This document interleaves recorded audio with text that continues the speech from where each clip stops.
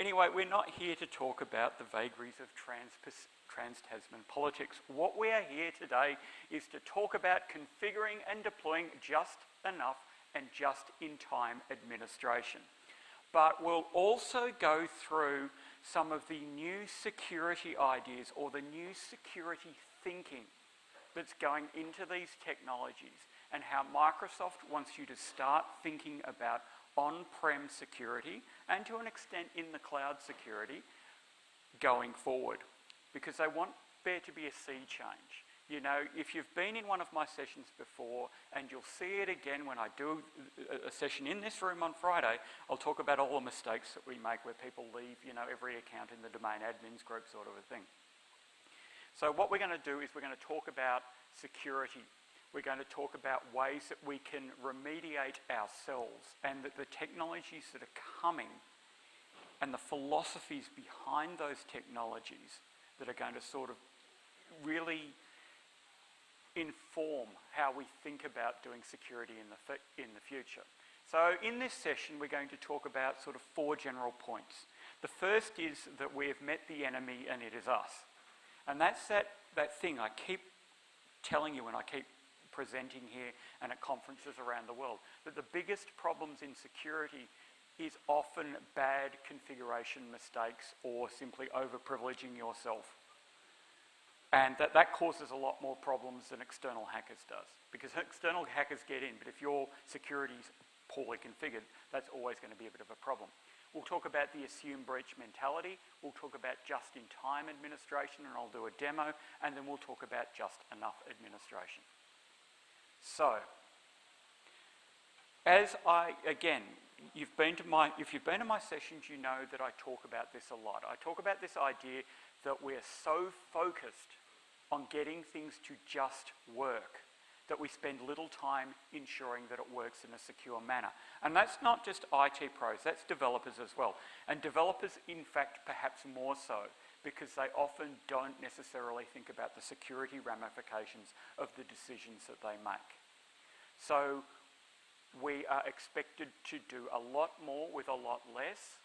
We often put things into development and we make a whole lot of shortcuts when we're doing it in a development environment that becomes a production environment unintentionally.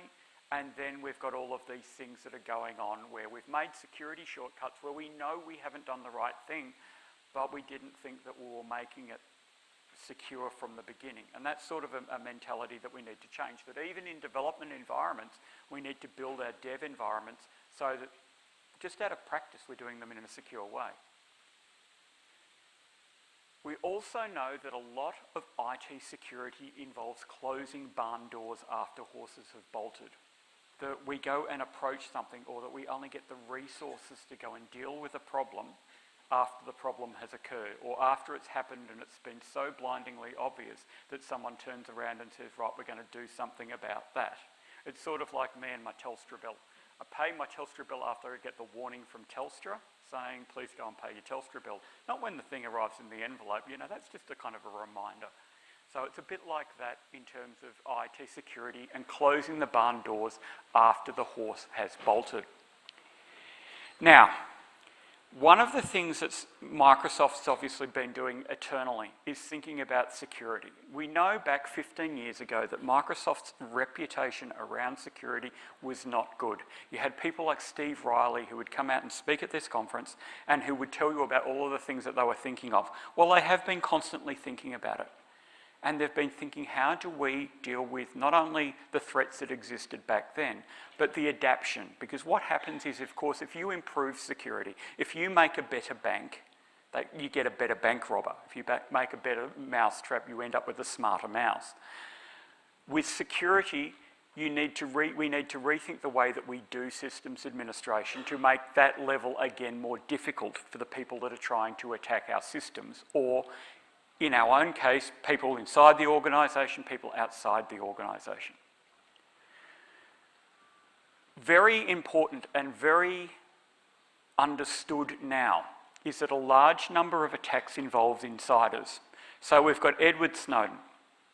Edward Snowden worked for Bose Allen Hamilton and basically went through the NSA network by spidering stuff, by stuff he had access to. Now, he was able to get access to other people's administrator accounts and use those to leverage, but he was able to get that big trove of data and then go off to where he ended up in Moscow with all of that data because he was an insider. You've got Bradley Chelsea Manning, okay, was a low-level IT support person who was able to basically surf file shares and pull secure data, put it on a CD-ROM, label the CD-ROM Lady Gaga, and walk out of the base and then basically eventually hand it over to Julian Assange, indirectly, allegedly. We have the Ashley Madison breach, which looks like it came from an insider who was just upset at the whole philosophy of Ashley Madison and who pulled the database and then moved it out. So one of the things that we're seeing is an awareness among the greater community that perhaps the most dangerous people in terms of security are IT, are people that already have that access. So that, yes, we like to, you know, we see this very much, certainly in the political discussion that's going on at the moment around the hacks of a particular political party's web servers and mail servers, whether or not these were actually internal. It's great to go and point at an external enemy and say, oh, it's these external guys, they're the ones that have gone and hacked us. Because that's really good. It's much worse when it's someone who's inside your organisation who's been the cause of that, because that suggests that the lapse has been somewhere else. A substantial number of attacks involve the use of insider credentials. And this, when we're talking about just enough administration and just-in-time administration, is the key. Because what we're going to do is we're going to come up with a way of making insider credentials almost useless at a certain point in time, so that even if someone gets them, they can't do anything with them. So you look at the Target breach.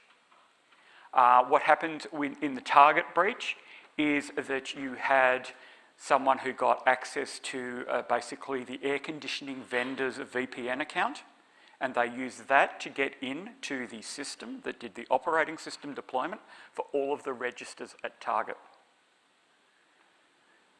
And what they did is they infected the operating system deployment image so that the registers were being deployed every day and they were being deployed with malware on them. So that then the malware was scraping the credentials of credit cards, it was coming to a centralised server and then being uploaded to somewhere in Eastern Europe. And they got a lot of credit cards that way. Email Metals was a company I worked for. And in that case, what happened was we had a member of staff who was senior to everybody, and he thought, well, seeing he was senior and seeing he was in charge of the systems administrators, no, he was in charge of the manager of the person who was managing the systems administrators, that he should have the same permissions as those people, because in his mind it logically followed that if he could order his subordinate to order a systems administrator to do something, why couldn't he have those permissions directly? And what ended up happening, and this is back in the NT4 days, what ended up happening was he logged his teenage son onto computers on a Saturday morning when he was in at the office that the IT staff used using his own account. And his own account was really privileged, and his son decided to have fun renaming every account in User Manager for Domains with the most creative expletives he could come up with. So we arrived at work on Monday and every account looked like basically what you'd expect if you gave a caffeinated 13-year-old a dictionary of swear words. That's, you know, not necessarily fired administrators. Administrators who get fired, you will see in the news, often come back after they've been fired and then are able to log onto the network and then go and delete some databases. So these are people who have permissions, but their permissions haven't been revoked when they leave the organisation. We'll talk a little bit more about those sort of things on, when we do our session on Friday. Now, one of the great big statements that the head of the NSA made at a security conference was, it's much easier for us to compromise an administrator than it is for us to compromise the systems that the administrator manages. If we can get an admin's credentials, we can get access to their systems. So what we need to do, and one of the big changes in the way that we're thinking about things with just-in-time administration and just enough administration, is even if an attacker has an administrator's credentials, their username and their password, we can minimise the amount of damage that can be done. So we're going to flip that so that even if they've got administrator and password, that doesn't necessarily mean that they can actually do anything with it, because we're going to set the system up so that we're not working that way. Even if they've got their user account credentials, there's going to be other things in place that are actually going to stop that from happening. So I want you to think about this, and this is what you should always think about in security. How would you stop an evil version of yourself from attacking your network? In some cases, people would say, well, I'm so brilliant that there's no way I could stop an evil mirror universe version of myself. Or, you know, the evil mirror universe version of myself would probably be on my sofa and watching the wrong sort of television. You're probably keeping up with the Kardashians or something like that. But think about security in this way. How do you stop yourself? How would you stop yourself? Don't think about someone on the other side of the firewall. Think about someone as clever as you, because obviously you're all quite brilliant people. You know, when you're doing evaluations, remember when the speaker compliments you, that's worth more points. This isn't really one of the more funny sessions. The other funny session's on Friday, but you know, I can't stop myself when it comes to the occasional joke. Always assume that, okay, so mirror universe version of you, or just assume that your attacker is smarter. What would someone smarter than you? And it's very hard to sort of get your mindset into the idea that smarter, but always think of your opposition as smarter. Even though that you know that when you walk out in the world and you encounter people, there doesn't seem to be a whole lot of them that are smarter than you, just pretend that out there is some evil genius who wants to get into your university department file server or whatever you manage. So when properly prepared, the less intelligent can block the plans and the actions of the more intelligent. And you only have to think about your own life to think about how many times you've been stymied by a dumb person, okay? Dumb people who prepare can stop smart people who prepare. It's just a matter of figuring out what you do. So again, there is a way that you can build up a structure that you can protect. You're never going to have perfect security. This is just another step towards tighter security. Because what you don't want to be is you don't want to be the person in the meeting explaining after the post-breach all of the steps that you could have taken but didn't. I mean, you could explain those steps as long as you've got documentation saying, we really should do this. And if management says no, well, you've got the documentation that you at least tried. So, administrator accounts are often overprivileged. And who here has ever complained that they've been given privileges that they don't need? Oh, okay. Yeah. Most of us are sort of privileged pack rats. It's like, okay, I don't think I need to administer the Exchange server, but if you're giving me the rights, well, maybe one day that will be really useful. Administrators also have an attitude, often, because they've worked with users, that perhaps they're the only ones that can be trusted with the keys to the kingdom. That perhaps delegating out administrative abilities or administrative duties is difficult. We have this discussion sometimes when we're talking about whether or not HR should be able to provision users. Does it make sense for IT to actually reset a user password, or should HR do it? Because there's arguments that HR should do it because HR is actually able to ask questions that make sense of the person who needs their password reset. And it's a lot harder to social engineer HR than IT, because HR has a lot more information. It's like, okay, what's your home address? You want your password reset? Tell me your home address. Now, IT doesn't know that. HR probably does. So the assume breach philosophy is that we should assume that an attacker has already penetrated our system, that the malware is already on our system, that the Trojans are already there. And how do we protect ourselves if they're already inside the network? Because as many security researchers say, if you're absolutely certain that there's no one inside your network, you're delusional. I mean, it might not be that they're there, but you should assume that they're there. So how do we stop them when they're there? How do we limit the damage? And this is this new model of just-in-time and just-enough administration, because we're moving away from this model where you've got basically a Superman account or a Superwoman account, which is an account that has permissions over every machine in the organisation. We'll move away from that to endpoints that have permissions on specific machines, where the permissions to get to that endpoint are time-based. So rather than having an account that just basically is a master key where you can unlock something, you've got a request a key, and then you can do something for a couple of minutes on a very specific machine.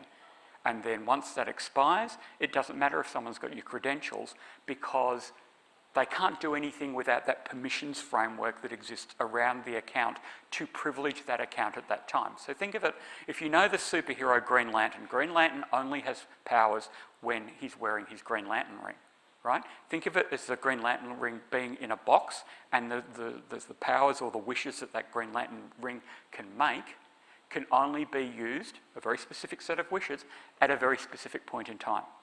So the idea with Assume Breach and the idea behind just enough administration and just-in-time administration is that we get away from this, I've got this account that can do anything I want, anywhere I want, anytime I want, to I've got this account that can request the ability to do a very limited set of things at a very specific time.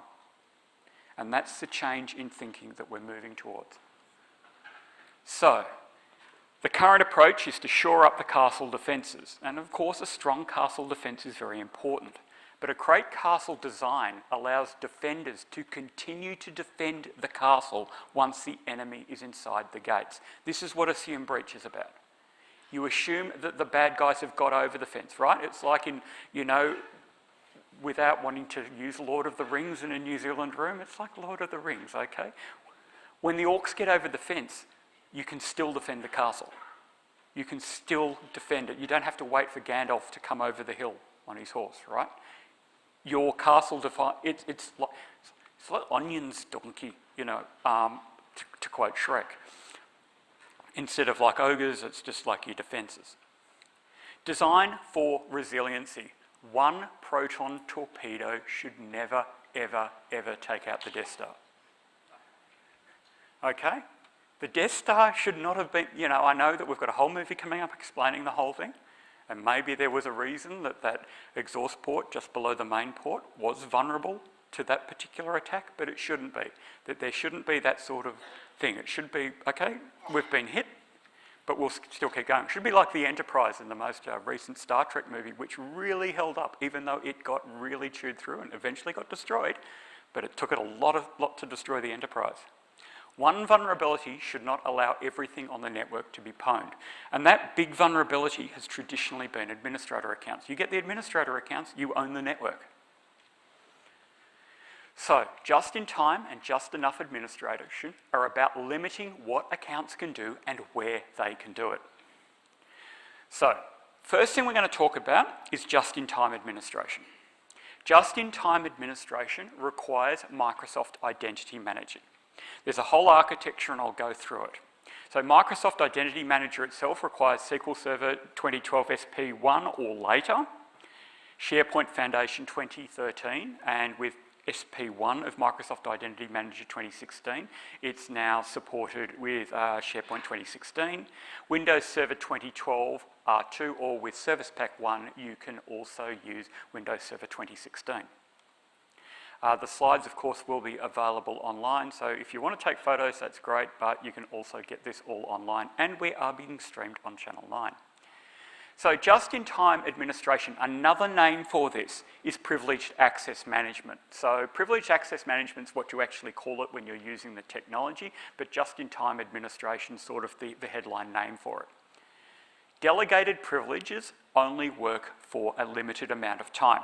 So the way that this works at a really high level is you have your production forest. And in your production forest, you have normal user accounts. You have no privileged accounts. You have privileged groups, but the group membership, there is no group membership there. What you then have is you have a separate administrator forest. Now the administrative forest is trusted by the production forest. And there are shadow groups. So Microsoft Identity Manager allows synchronization of groups. So you can create, basically using SID history and a whole lot of hokey pokey, you can create it so that the membership of a group in the administrative forest mirrors the membership of a group in the production forest. So when someone requests elevation using their normal account, a shadow version of that account in the administrative forest is added on a time-limited basis to a shadow group, which, through the magic of SID history, gives them membership of a group in the local forest. So the way it works is, and I'll show you this, you have an account in the other forest that is unprivileged in its forest that can be made privileged in your local forest for a limited amount of time. So you say, I want to be a member of this privileged group. It can be approved, or it might not be approved, but you can set up an approval framework, you can set up an automatic approval framework. And then for the next 60 minutes, by default, you're a member of that group. So you log in with that account in the other forest, you can do stuff. Now, of course, the account in the other forest is unprivileged there. It's only privileged for a certain amount of time in the local forest. So what you're doing is you're using these two different forests where you've got your clean administrative accounts here, and no one in this forest has administrative access to this forest. So that even if an account here gets compromised, it's not compromised in this other forest. It'll make, I guess, more sense as we go through it. So the idea is that the user is booted from the group after an expiration date, and you update your ticket lifecycle so that after a certain amount of time, a new ticket needs to be requested and that new group membership takes effect. So that when someone tries to use membership of that group, it checks. Are you still a member of that group? No, you're not. Okay, you'll need to go back and request permission to be a member of that group to perform that particular task. So it uses multiple forests. In your admin forest, you have Microsoft Identity Manager. So setting it up, you use several new PowerShell commandlets. You create a new group in the account forest with the same SID as a group in the resource forest. Your resource forest is your production forest. Your account forest is your privilege forest. And as an object in Microsoft Identity Manager, and Microsoft Identity Manager handles all of the talking between these accounts. So sort of think of it as shadow accounts that exist. So that means that a person's shadow account in the admin forest has the same password as their account in the local forest. But they're local, so you as an admin would be just logging on as your local user account. And then you say, I want to be elevated. You request elevation, and then you log on with the same account credentials, but with a different domain name using your trusted administrative forest, and then suddenly you're a member of a privileged group for a certain amount of time. You do your thing, you sign out, and then you're back in with your normal account. So commandlets need to be run once for each group and then once for each member of the group. And I'll show you all of this in a demonstration. So you can see that there's a bunch of PowerShell, and there's a document that'll actually go through all of the things that you need to do to set this up. And basically what you do is you install the forest, you create a trust relationship, and it's a one-way trust relationship. So the resource forest trusts the privileged forest. But an account in this resource forest can never go and manage the administrative forest. And you don't let anybody log on to the administrative forest directly. You only allow them to log on here. So again, you've got much more pristine accounts, because what you don't want to do is you don't want to have someone sort of, a common attack is someone gets added to a member of the domain admins group. What's the thing that they do next? They go and add another account to the member of the domain admins group so that they've always got a fallback position. Well, it doesn't work that way. You can set Microsoft Identity Manager up so that someone can log onto a website and actually request access. So they literally go on and they say, I want access to this particular role, and they'll understand what the role does. Now, what we will do in the second part of this talk is that I'll actually go through and set up a role in Just Enough administration, and you'll see that what you can do is you can set up a role so that only certain PowerShell commandlets can be used with certain parameters and certain parameter values. So you can lock it down to the point where someone can only use, say, 3 PowerShell commandlets in a session. So that only for 60 minutes they can use these 3 administrative PowerShell commandlets to do something administrative. That's how the degree to which you can lock it down.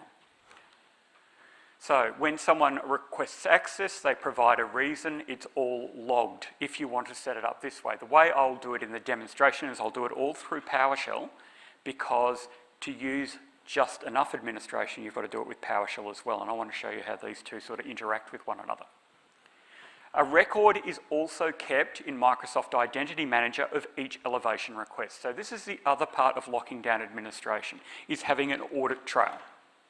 Because then what you're doing is you're saying, okay, every time someone wanted to use a privileged account, they had it logged. And that's probably a lot better than I've seen some organisations that literally when someone logs on with a privileged account, it starts a screen recording and it screen records all of their activity. And they have, you know, gigabytes and terabytes of video logs of every administrative session that's done in that organisation. I've seen it done with a bank, did it that way. So whenever anybody was doing anything administrative, there was a complete screen record of it. You can modify the properties of a secure group, such as to turn off, you can see here it's got the maximum TTL in seconds. So you can make it so that, for example, 180 seconds, there's only 3 minutes. That's probably way too small. You might want to do it usually for something like an hour or half an hour. So the person can be a member of that group for half an hour, they get to do what they need to do, and then they lose those privileges. If they need to do something more, they go and do that. And you figure out what makes sense for your organisation. Obviously, extremely sensitive tasks, you reduce the time frame. Less sensitive tasks, you give them a bit longer, because, you know, if they're constantly changing user passwords, you know, every 5 minutes, then you don't want to be basically making them re-authenticate every 10 minutes sort of to do it. So what I'll do now is I'll do a demonstration.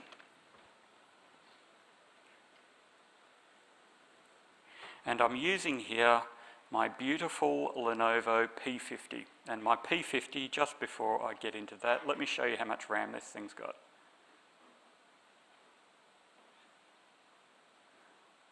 Anybody see how much RAM?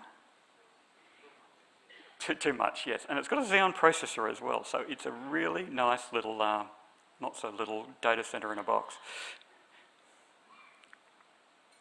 Okay, so here we are on Mel Server 1. And what we'll do is we're going to sign in as a user named Wayne.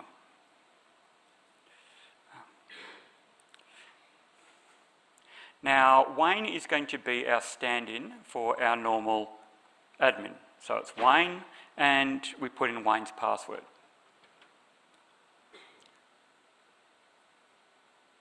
Okay, so the first thing I want to show you is I want to show you that Wayne has no privileges. So if I come in here and I do a Who Am I groups, and for those of you that are wondering, I'm using my Razer gaming device with all of my commands put in so I don't fat finger it. Very good way of getting things done. We can see in that list of groups that Wayne is not a member of any administrator groups. And what I've done is rather than, because I want Wayne to, so the scenario here is that Wayne wants to install Wins on this server. And to do that, Wayne needs local administrator privileges to install a role like that. So what I've done is I've created a group called Corp Admins. And Corp Admins is a member of the local administrator group on this particular computer.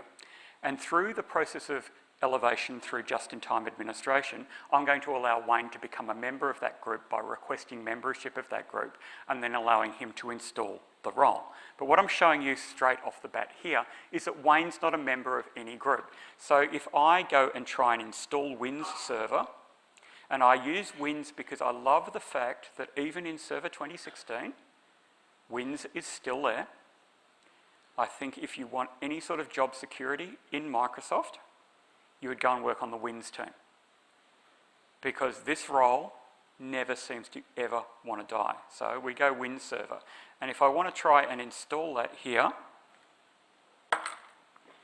I click Add Features, and go Next, and I go Install, and what it'll do is it'll come back and it'll try to install it, and then it'll say, you do not have adequate user rights to make changes to the target computer. Of course, because Wayne is not elevated. He's not a member of any group. So let's close that, and let's sign out. So when Wayne wants to do privileged stuff, what he can do is he can sign in as priv.wayne. So Control-Alt-End to get in, I go in other user, and then a datum admin, which is our trusted forest, priv.wayne. And I put in his password.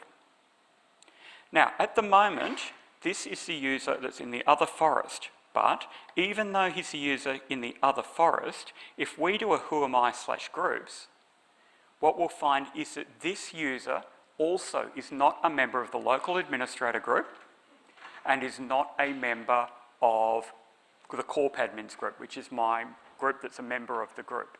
So this user doesn't have the ability to go and install Wins either, and I'll just demonstrate that. So go through, next, next, next, next, scroll down, Wins server, add features, next, install, and the install fails because privileges aren't there. So we'll close that. So we'll come back to PowerShell. So what we're going to do now is that we're signed in as priv.wayne, and what we're going to do is we're going to request elevation. And the way that we do that is we first bring in the PAM module for PowerShell, and then we'll see what PAM roles are available for this user to request. So when you're setting up just in-time administration, what you do is you say this user can request these roles. And you can see that in PowerShell when you do it like this. So we pull it in the module, which is mim-pam. It'll load that module and you install that on, you'd push that out to all of your computers because that's a new PowerShell module that's not included by default. It comes with Microsoft Identity Manager. And the next one is get PAM role for request. So if we run that one, what it'll do here is it'll say we have the Corp admin's role available. Here's the GUID of the Corp admin's role, and here's the time to live of the Corp admin's role. So we can see there that the Corp admin's role is available to Wayne, that Wayne can use it for an hour, and that's the GUID of the role. So what we can do is, basically because we need that GUID, what we can do is we can come up with a PowerShell commandlet that will actually write to a variable called R, get PAM role for request, and all it's doing here is it's querying that role and it's getting the information about the Corp admin's role and getting that GUID and putting it into that variable string R. Then new PAM request role and string R is the name of that role. So I hit enter there, and what it's doing is it's going off to the MIM server and it's saying I would like priv.wayne to be installed in that particular role. And so we get that set to a status of processing. So the easiest way to update our ticket is now to sign out, sign back in, sign in as priv.wayne, put in his password. We're back in, we've got Server Manager up. We will do a whoami groups. And when we do that, what we see is that Wayne has now been added to a datum Corp admins. So we've automatically been added to a group. For the next 60 minutes, Wayne will be a member of that group, and that group then allows us to go and with Server Manager,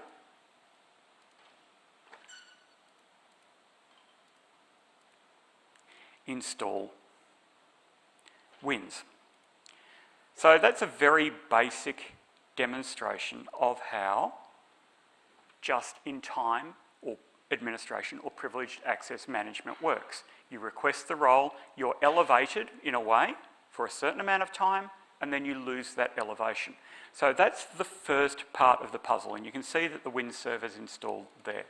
So what I'll do is I'll just quickly shut all of these off because I actually then need to spin up some other ones for the next demo.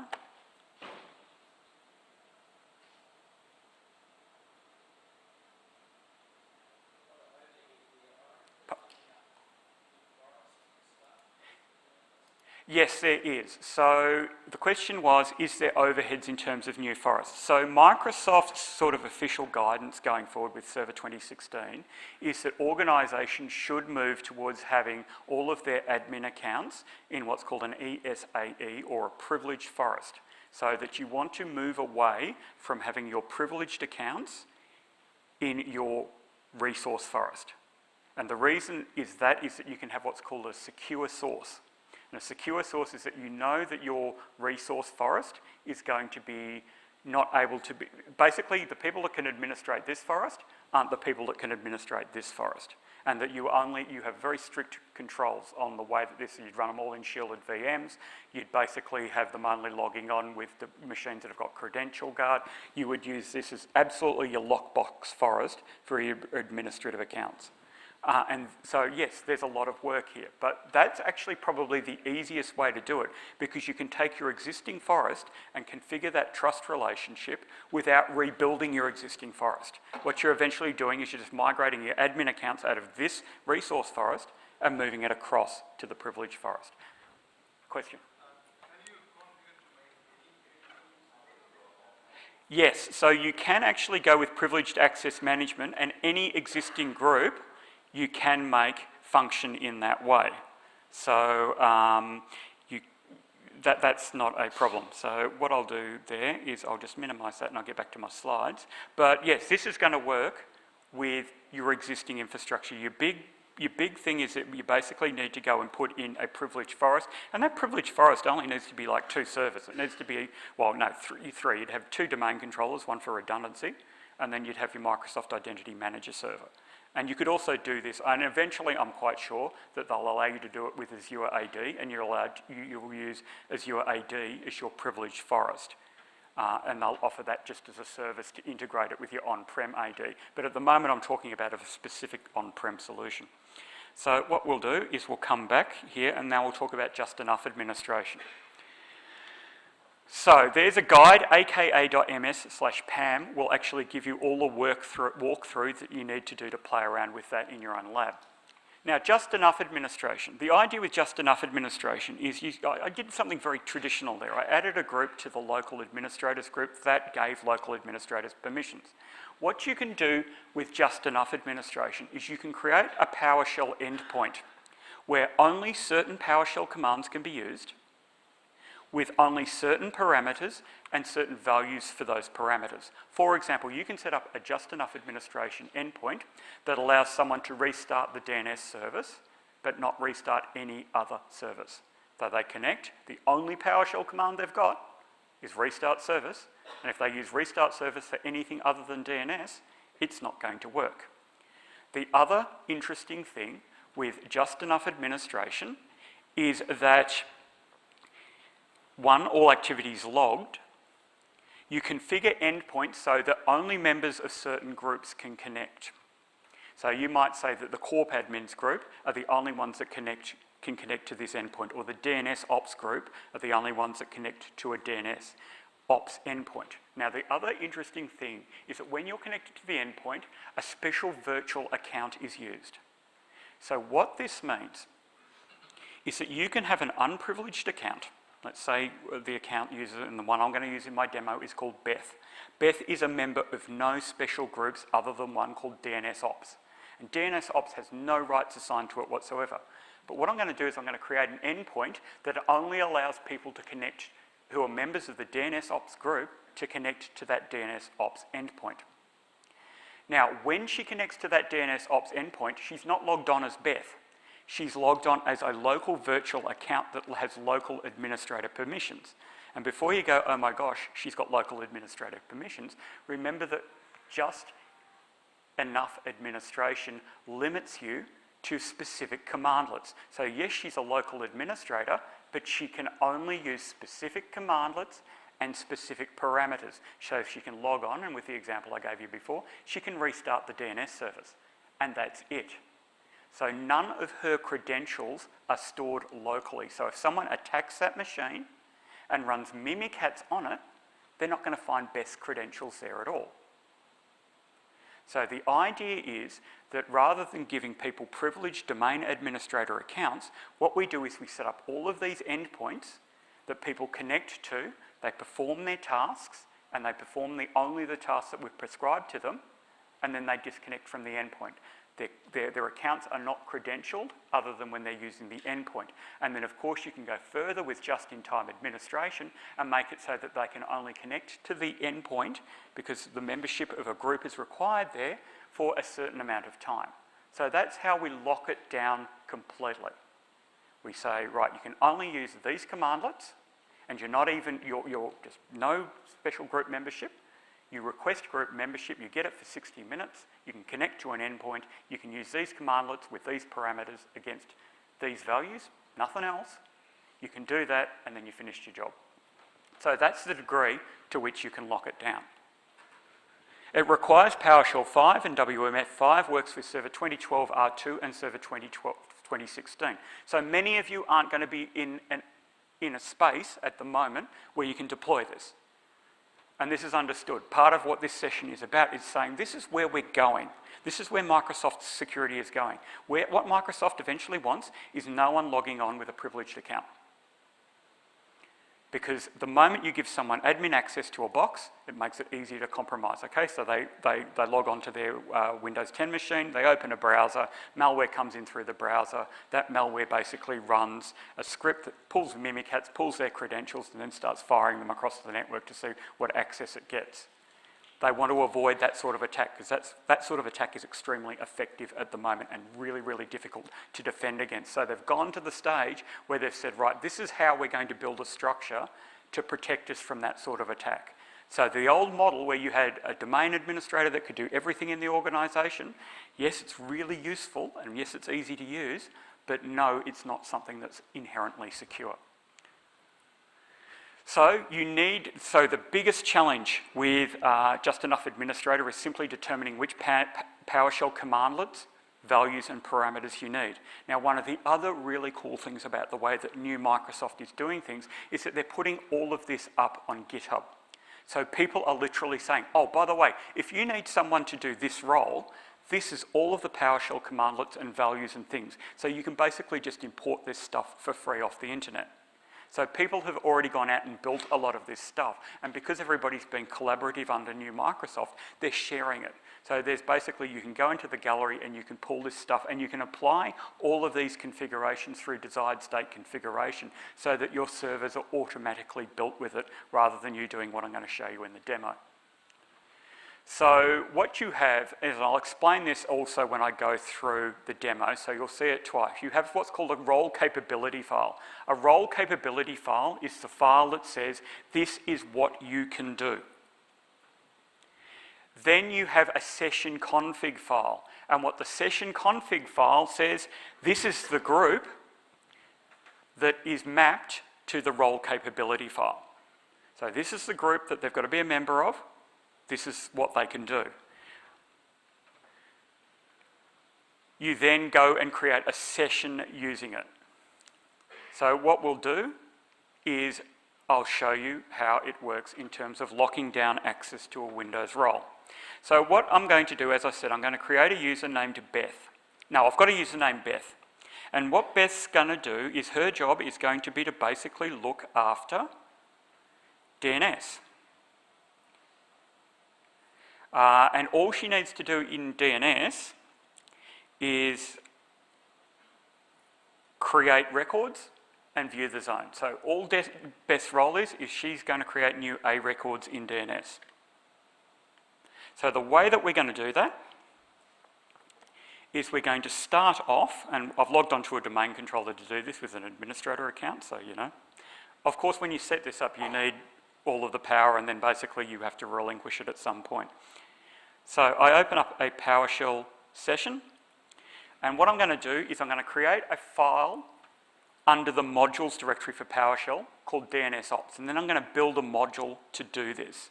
So I'll create the DNSOps directory, I'll create a new module manifest for this module, I'll create a role capabilities directory, and then what I'll do is I'll create a role capability file, and then we're going to edit the file to put in all of the stuff that Beth needs to do.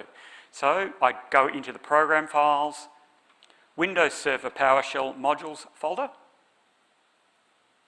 I then make a directory called DNSOps. I go into DNSOps, I create a new module manifest called DNSOps.psd1.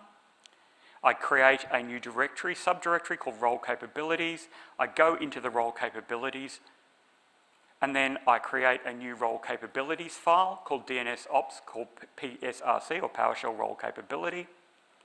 And then I open ISE so that I can edit that.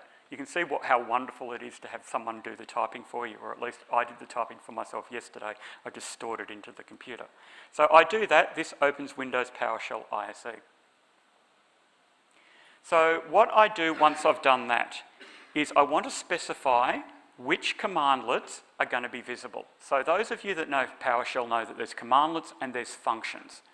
So most of the DNS stuff is actually under functions, but I want to give the ability to restart this DNS service to Beth. So what I'll do is I'll come over here and I'll go down here until I get to visible commandlets. So I see visible commandlets, and under visible commandlets, what I am going to do is I'm going to give her the ability to use restart service, but only the DNS service. So visible commandlets equals name restart service, parameters, the name of the service, and the valid value for that will be DNS. Okay, so we've given her the ability to restart the DNS service. Then what we do is we come down to functions. Now all of the DNS functions that we want to give her are add DNS server resource record, so she can add a record, clear the DNS server cache, view the resource records in a particular zone, and remove. So she can add and remove resource records and sort of verify that she's done that.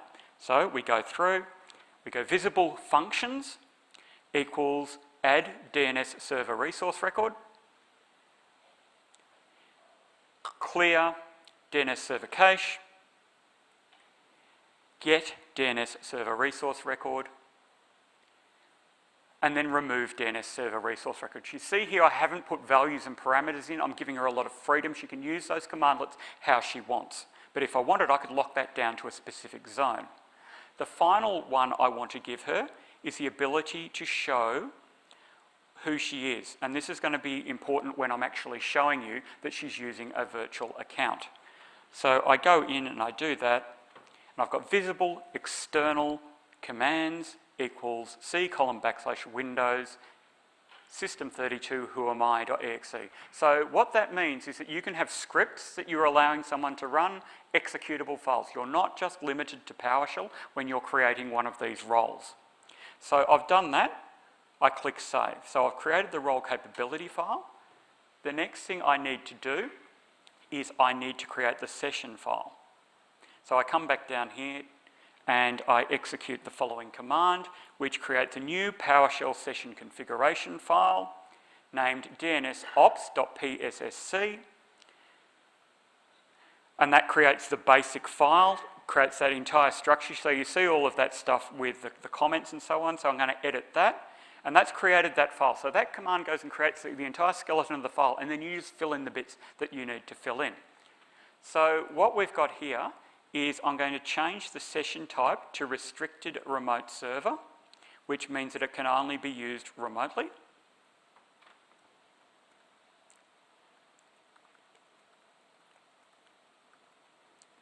And what I'm also going to do is I'm going to if I wanted to configure transcripts so that everything was logged, I would basically decomment this line here.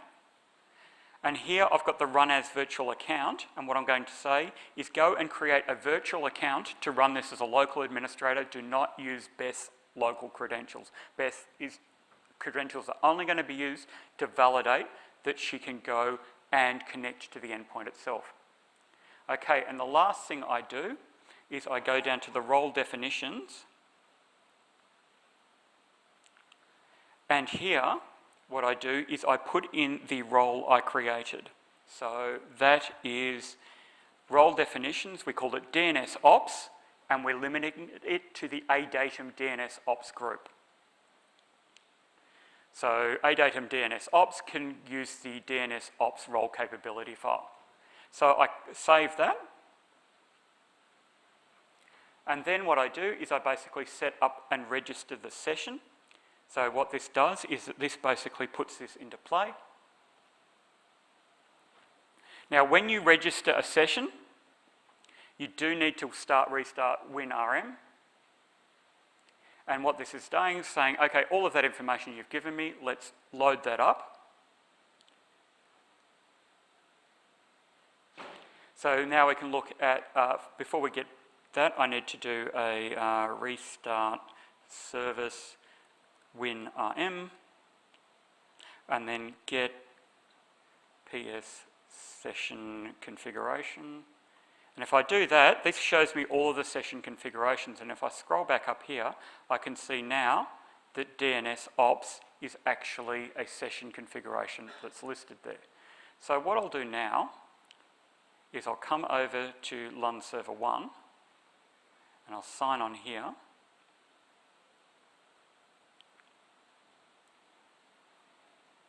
So the first thing I'll do is I'll sign on as an administrator, and I'll just show you what a normal endpoint would look like.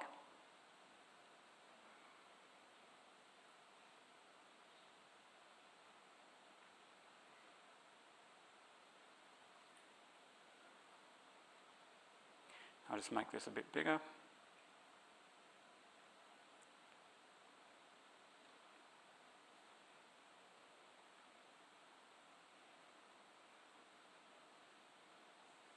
So if I'm coming on here as an administrator,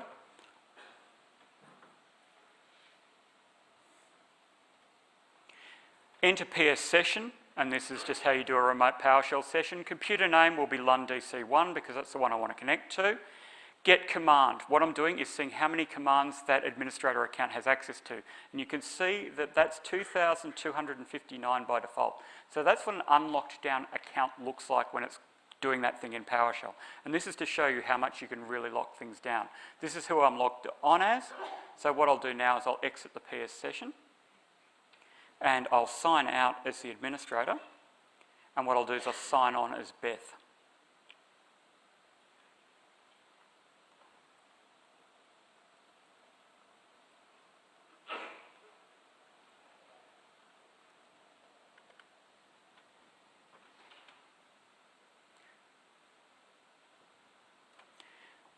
So just wait for Beth to sign on.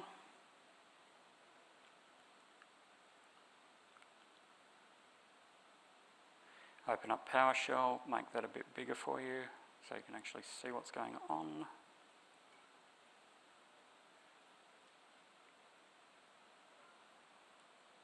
Okay, so what we're going to do with Beth is we're going to have Beth remotely connect to the DNS ops endpoint. So not just to the computer, but to the DNS ops endpoint. She's then going to see which commands she can run. So let's do that. So enter PS session. Computer name is going to be LundDC1. Endpoint is going to be DNS ops. Now she's only able to connect to that if she's a member of the group that we set up for that. So we've made that connection. And what we can see here is that she's got access to only 13 commands. Instead of the 2,200, only 13. And she's actually logged on as a virtual account. So Beth's credentials are not logged onto this machine. Should this machine become compromised, no one's going to be able to run Mimikatz and pull Beth's credentials off the computer. And if I do a get command, these are the only commands that Beth has access to. If I do a get command minus module DNS server, you can see she's only got access to those 4 DNS server commands. So the last thing I can get her to do is I can get her to view the contents of the DNS zone file for adatem.com. So get DNS server resource record, zone name adatem.com, and that shows you all of the records in that zone. What we're going to do is add a DNS server resource record called MELSVR1 for Melbourne Server 1 with the IP address 172.16.0.101. And then if we go and view the contents of that zone again, we will see that that resource record has been created there. You can see that she can restart the DNS server service as well, but let's try it with a different service that she doesn't have permissions to. And it comes up as invalid. So that is how just enough administration works. And as you can imagine, if you hook it in with privileged access management, you control the membership of that group. You should also think about then implementing jump servers and admin workstations. You lock it down at the firewall so someone can only make a remote connection using one of those PowerShell configuration files from specific IP addresses. So you're locking it down even further. You can deploy it using DSC or scripting. DSC is going to be a better option, as that way you're able to configure it for your entire organisation very quickly in terms of locking it down. You do need to know exactly what tools people need to use to perform a task. The other problem is, of course, it requires you to do everything from the command line. That's Microsoft's new philosophy, is that we don't use GUI tools for a lot of administration. We should be using the command line. That's a very difficult thing to get to, and that's certainly not how a lot of us were brought up to do this, but it's very difficult at the moment to get this to work with other things. I suspect in future, though, you will automatically get tools that will basically allow you to issue a remote connection, and it'll show you all the stuff that you can do in a GUI should you want to set that up for someone who's on your help desk or someone in HR that might need to perform a particular task. It does require, at the moment, your administration team to use PowerShell, but you know all about PowerShell. Remember that complexity is the enemy of security. Configuring MIM 2016 at the moment is quite challenging, and configuring GIA is challenging. I ran you through it. If you go to acca.ms/GIA, they've got all of the documentation there. But this is the way that they want to go forward. They want to get people away from logging in with privileged accounts the whole time. Security is inconvenient, and you can imagine that that would be a bit inconvenient to do it all of that way, and that just-in-time administration is easier to implement than GIA. Security in the long run does need to be commensurate with the value of your assets protected. So some of this sounds like really interesting, cool stuff. It's really complicated, and if you're only protecting the local kindergarten's parent database, it's probably not worth going into put all of this security in. However, if you're running a bank or, you know, the secret New Zealand military that we all know in Australia that you have that could roll over us at a moment's notice, because it's really secret, because we know you've got it, because no one would get rid of their Air Force, right? Unless they had like super rockets and drones and stuff that they weren't telling us about. Just make sure that the effort you're putting in is commensurate with what you're protecting. If you're not protecting anything worthwhile, then you know you don't need to put all of these great locks on it. There's no point putting like a $10,000 padlock on a $150 you know, statue of Optimus Prime. Anyway, has anybody got any Q&A? Otherwise, thank you very much for your attention. If you've got Q&A, just come up.